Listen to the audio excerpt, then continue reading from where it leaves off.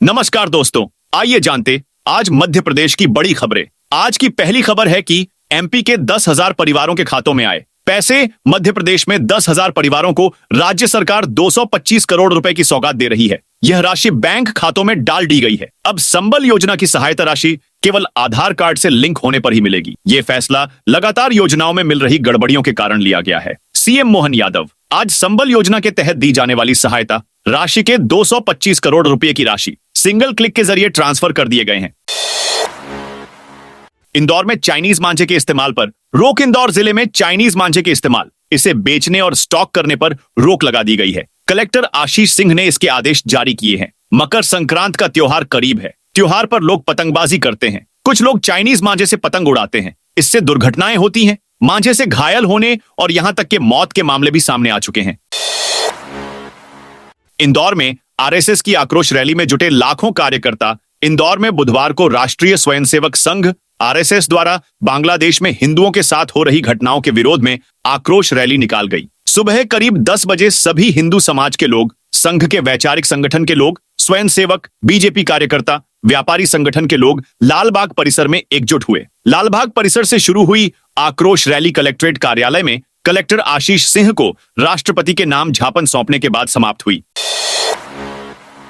इंदौर में आज 10 नई इलेक्ट्रिक बसें शुरू। इंदौर में आज से यात्रियों के लिए 10 नई इलेक्ट्रिक बसें शुरू हो गई हैं। इसके साथ ही शहर में इलेक्ट्रिक बसों की कुल संख्या बढ़कर 80 हो गई है। महापौर पुष्यमित्र भार्गव ने Atal Indore city transport services limited AICTSL परिसर से 35 सीटर इन इलेक्ट्रिक एसी बसों का शुभारंभ किया। इन बसों का संचालन सिटी बस मार्ग क्रमव्यू M6 पर होगा, जो राजवाड़ा चौक से तेजाजी नगर चौराहे, भंवरकुआ चौराहे के रास्ते तक चलेगा। यह मार्ग कुल 10.5 किलोमीटर लंबा है और इसमें यात्रियों की सुविधा के लिए कुल 19 बस स्टॉप होंगे।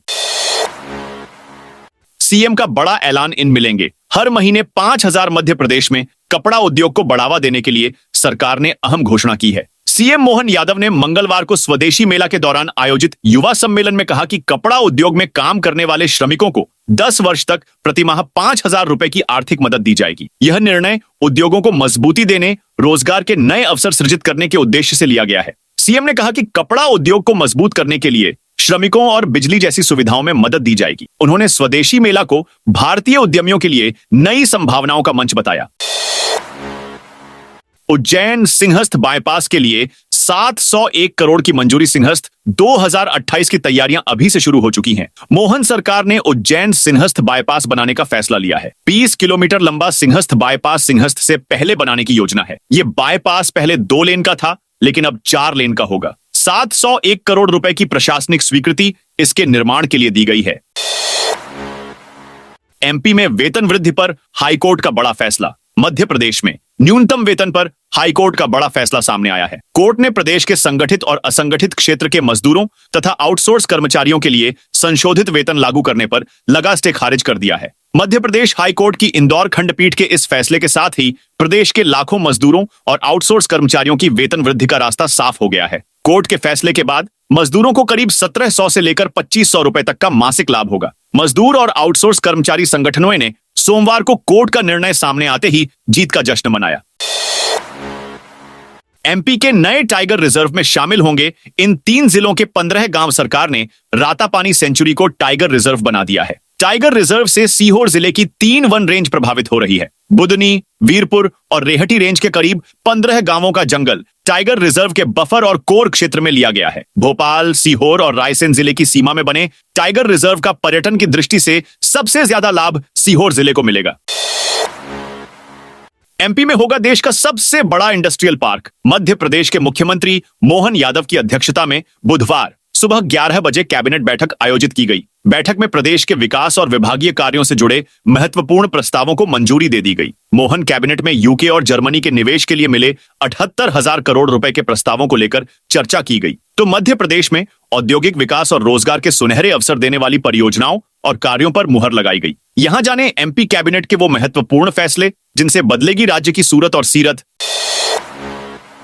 3100 के समर्थन मूल्य पर धान खरीदने धरना। 3100 रुपए के समर्थन मूल्य पर धान खरीदी करने के लिए 2 दिसंबर से बालाघाट में किसान आंदोलन कर रहे हैं। बालाघाट विधायक अनुभा मुंजारे और वारासिवनी विधायक विवेक पटेल ने अपने अपने विधानसभा क्षेत्र के खरीदी केंद्रों के सामने धरने पर बैठे किसानों को समर्थन दिया। लापरवाही बरतने पर कार्रवाई की कलेक्टर की कार्रवाई। राजगढ़ कलेक्टर गिरीश कुमार मिश्रा ने बुधवार को समाधान ऑनलाइन में लंबित शिकायतों की स्थिति की विभागवार समीक्षा की और त्वरित निराकरण के सख्त निर्देश दिए। श्रम विभाग की 95 लंबित शिकायतों पर कार्रवाई में देरी को लेकर कर्मकार मंडल से संबंधित मामलों में सीईओ जनपद पंचायत सारंगपुर को कारण बताओ नोटिस जारी किया गया। बिजली कंपनी की 108 शिकायतों के समाधान में तेजी लाने और फोर्स क्लोज शिकायतों का पुनः परीक्षण कर रिपोर्ट प्रस्तुत करने के निर्देश दिए। इंदौर एयरपोर्ट पर विवाद में अमित पटेल की सदस्यता निलंबित। हफ्ते भर पहले इंदौर पहुंचे युवा कांग्रेस के राष्ट्रीय अध्यक्ष उदय भानुचिप के सामने हुए विवाद के बाद इंदौर युवा कांग्रेस के पूर्व प्रवक्ता अमित पटेल पर कार्रवाई की गई है। युवा कांग्रेस के प्रदेश अध्यक्ष मितेंद्र सिंह यादव ने अमित पटेल की सदस्यता सस्पेंड कर दी है। इंदौर एयरपोर्ट पर 26 नवंबर को हुए विवाद की जांच के लिए युवा कांग्रेस के प्रदेश अध्यक्ष यादव एक समिति गठित करेंगे। यह समिति इस पूरे विवाद की जांच करेगी। राज्य शासन ने जारी किए 2 आईपीएस के ट्रांसफर ऑर्डर। कैलाश मकवाना के मप्र का नया पुलिस महानिदेशक बनते ही राज्य शासन ने डीजी पद के दावेदार रहे अफसरों के बुधवार को तबादला आदेश जारी कर दिए। इसमें 1989 बैच के आईपीएस और वर्तमान में डीजी यूडब्ल्यू अजय कुमार शर्मा को मप्र पुलिस आवास और अधोसंरचना विकास निगम का अध्यक्ष बनाया गया है। प्रदेश के कई जिलों के पुलिस अधीक्षकों और अन्य आईपीएस अफसरों के भी तबादले जल्द होंगे। यह तबादले नवंबर में ही होना थे, लेकिन नए डीजीपी के चयन के चलते तबादलों की कार्यवाही को रोक दिया गया था।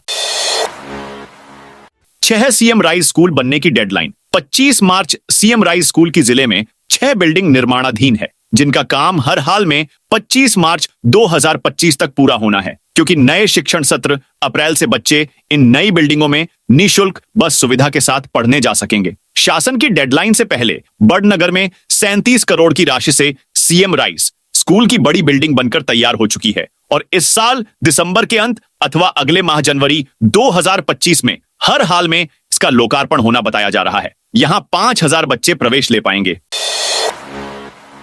मोहन यादव कैबिनेट ने इंदौर उज्जैन में 2312 करोड़ रुपए से ज्यादा के सड़क निर्माण कार्यों को मंजूरी दी है। इसमें उज्जैन सिंहस्थ बाईपास को 2 लेन से 4 लेन किया जाएगा। 20 किलोमीटर की इस सड़क के निर्माण की लागत 701 करोड़ होगी। इसके अलावा उज्जैन इंदौर के बीच 48 किलोमीटर का 4 लेन ग्रीनफील्ड रोड बनेगा। 1370 करोड़ की लागत वाली इस सड़क की प्रशासकीय स्वीकृति दी गई है। यह सड़क पीथमपुर के औद्योगिक क्षेत्र को भी जोड़ेगी। हिंगोरिया देपालपुर के बीच 2 लेन रोड बनेगी। 32 किलोमीटर सड़क के निर्माण की लागत 239.338 करोड़ की लागत आएगी।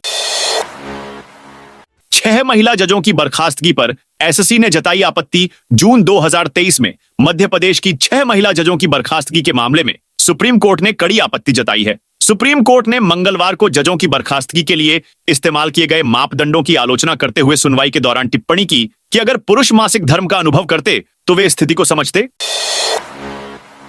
सागर में नेशनल लोक अदालत 14 दिसंबर को विधिक सेवा प्राधिकरण के तत्वावधान में 14 दिसंबर को सागर में जिला न्यायालय और सभी तहसील न्यायालयों में नेशनल लोक अदालत का आयोजन किया जा रहा है। नेशनल लोक अदालत में आपराधिक, सिविल, विद्युत अधिनियम, श्रम, मोटर दुर्घटना दावा, निगोशिएबल इंस्ट्रूमेंट एक्ट के तहत चेक बाउंस, कुटुंब न्यायालय, ग्राम न्यायालय, बैंक आदि विभागों के लंबित और बैंक, विद्युत, नगर पालिका आदि के प्री लिटिगेशन प्रकरणों का आपसी समझौते से निराकरण कराया जाएगा।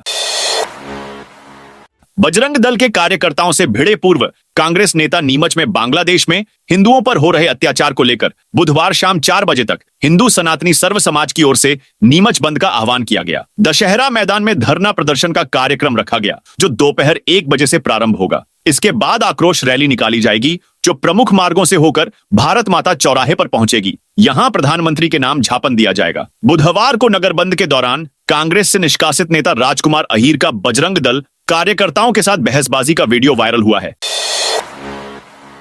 भोपाल, इंदौर समेत पूरे एमपी में बादल छाए। मध्य प्रदेश में इस समय 2 तरह का मौसम है। फेंगल तूफान की वजह से प्रदेश में बादल छाए हुए हैं और रात का टेम्परेचर 6 डिग्री तक बढ़ गया है। दूसरी ओर बर्फीली हवाओं की वजह से ग्वालियर, चंबल ठिठुर रहे हैं। अगले 2-3 दिन तक तूफान का असर रहेगा। बादल छाए रहेंगे और रात के तापमान में बढ़ोतरी होगी। इसके बाद पूरे प्रदेश में फिर से सर्दी बढ़ जाएगी।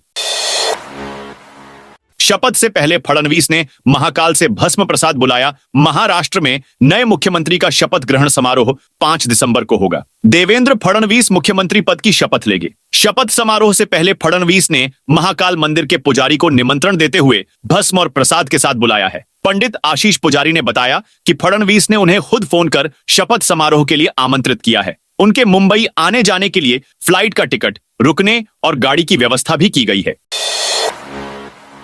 भोपाल 2 किलोमीटर लंबी रैली निकली, बंद रहे बाजार। भोपाल में बुधवार को सकल हिंदू समाज के आह्वान पर बांग्लादेश में हिंदुओं के साथ हो रही घटनाओं के विरोध में प्रदर्शन हुआ। भारत माता चौराहा पर दोपहर 2 बजे से लोग जमा हुए। 2 किलोमीटर लंबी रैली में नारेबाजी करते हुए रोशनपुरा चौराहा पहुंचे। यहां कमिश्नर संजीव सिंह को ज्ञापन सौंपकर रैली का समापन किया गया।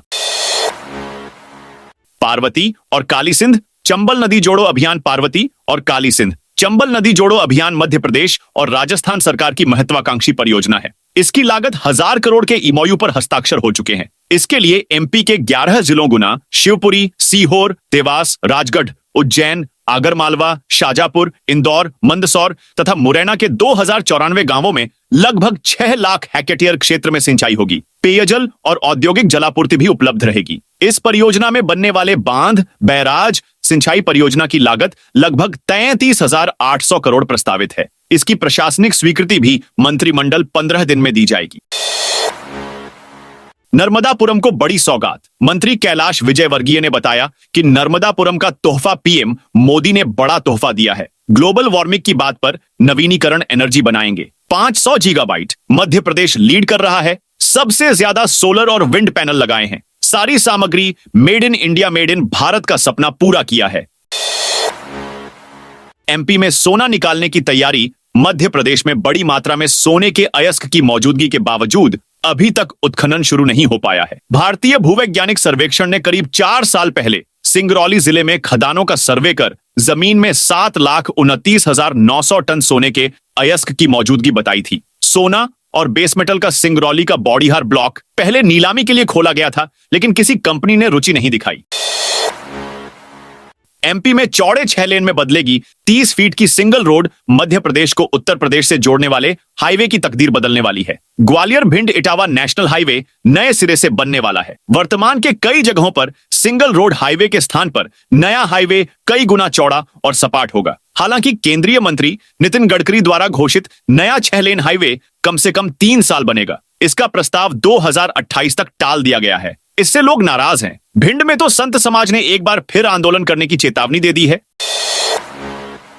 200 बीघा जमीन को कराया अतिक्रमण से मुक्त। मध्य प्रदेश के गुना जिले में भू माफियाओं पर बड़ी कार्रवाई हुई है, जहां वन, राजस्व और पुलिस की टीमों ने मिलकर करीब 200 बीघा जमीन से अतिक्रमण हटाया है, जिसमें करीब 15 बुलडोजर की मदद से अतिक्रमण हटाया गया है। दरअसल प्रदेश में भू माफियाओं के खिलाफ सीएम डॉ मोहन यादव पहले ही कार्रवाई के निर्देश दे चुके हैं। इसी कड़ी सोमवार को केंद्रीय मंत्री ज्योतिरादित्य सिंधिया भी गुना दौरे पर आए थे। वहां उन्होंने भू माफियाओं के खिलाफ कड़ी कार्रवाई करने के निर्देश दिए थे।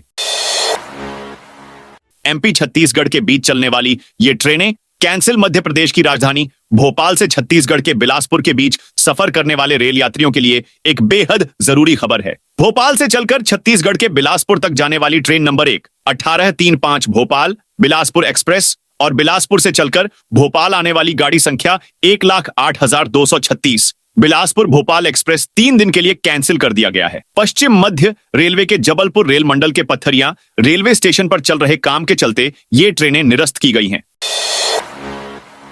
आइकॉनिक सिटी बनेगी राम राजा की नगरी। टीकमगढ़ विश्व प्रसिद्ध पर्यटन एवं राम राजा सरकार की नगरी का आइकॉनिक सिटी के रूप में विकसित किया जाएगा। इसके लिए केंद्र सरकार ने बजट आवंटित किया है। इस बजट से ओरछा के पुरातत्व महत्व के अनेक स्मारकों का अनुरक्षण करते हुए पर्यटकों के लिए सुविधाओं को बढ़ाया जाएगा। विदित की ओरछा के समग्र विकास को लेकर अब प्रदेश के साथ ही केंद्र सरकार भी आगे आती दिखाई दे रही है। कांग्रेस 16 दिसंबर को करेगी विधानसभा का घेराव। बीजेपी को संकल्प पत्र के वादे याद दिलाने के लिए कांग्रेस 16 दिसंबर को भोपाल में एक बड़ा आंदोलन करने जा रही है। इसके तहत मार्च निकाला जाएगा और किसानों के साथ विपक्ष विधानसभा का घेराव करेगा। जीतू पटवारी ने कहा कि भाजपा ने अपने संकल्प पत्र में जो वादे किए थे वो आज तक पूरे नहीं हुए हैं। प्रदेश में किसानों, बहनों, छात्रों, एससी एसटी वर्ग और पत्रकारों सहित सभी के साथ धोखा हुआ है और इसके खिलाफ वो आवाज उठाने जा रहे हैं। 180 डेयरी संचालकों को प्रति पशु लगेगा 500 रुपए का जुर्माना। डेयरी विस्थापन स्थल हफसिली में नगर निगम के नए सर्वे के बाद अब डेयरी संचालकों को नोटिस देने की कार्रवाई शुरू कर दी गई है। निर्णय लिया गया है कि आवंटित प्लांट में पशुओं के लिए शेड न बनाने वाले 180 डेयरी संचालकों से प्रति पशु 500 रुपए जुर्माना राशि वसूली जाएगी। तो दोस्तों, यह थी आज मध्य प्रदेश की बड़ी खबरें। आप इस वीडियो को कौन से जिले से देख रहे हैं, कमेंट करके बताइए।